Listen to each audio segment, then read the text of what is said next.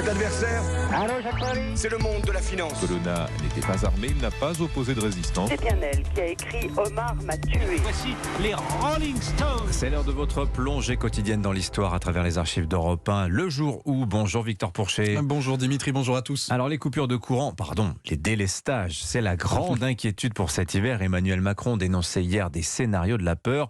Alors le disjoncteur qui saute, Victor, ça s'est déjà produit en France. Remontons le temps avec vous.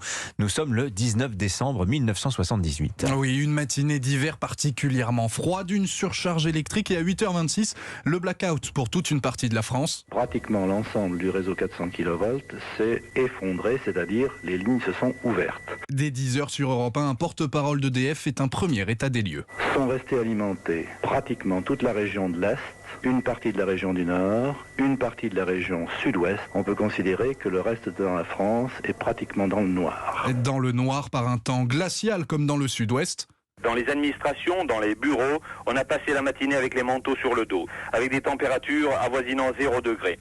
Touchées de plein fouet également les usines à Nantes. On parle dès midi d'une situation qui pourrait durer pour les industriels. Ils risquent d'être condamnés à l'inactivité car aucune centrale nucléaire ne pourra redémarrer avant 48 heures. Comme on le voit, les répercussions dans l'Ouest sont extrêmement graves. Et le pire a été évité à Lyon.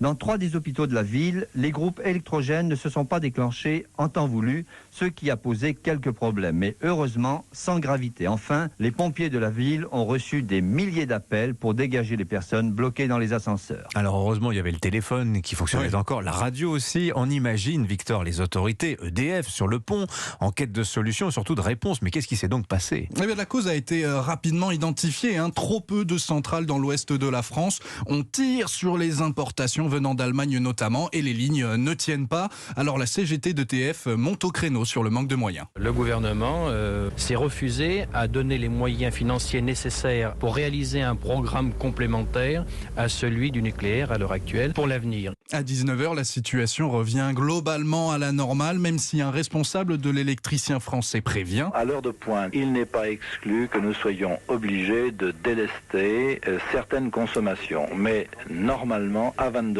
tout devrait être redevenu normal. Et dès le lendemain matin, son directeur général, Marcel Boiteux, explique que les ménages commencent à délaisser le pétrole trop cher pour le tout électrique. Il évoque donc le besoin du nucléaire et un travail d'équilibriste énergétique. C'est au fond une option politique. Dans quelle mesure, la France étant moins prospère depuis quelque temps, doit-on accepter en toute clarté de prendre plus de risques ? Le choix d'une gestion à flux tendu jusqu'à la prochaine panne. Merci beaucoup Victor Pourchet. Alors important de préciser que les professionnels de l'énergie nous expliquent qu'un blackout comme celui de 78 aujourd'hui, ça ne serait plus possible parce qu'on a fait des progrès quand même techniquement très intéressants. Merci beaucoup Victor.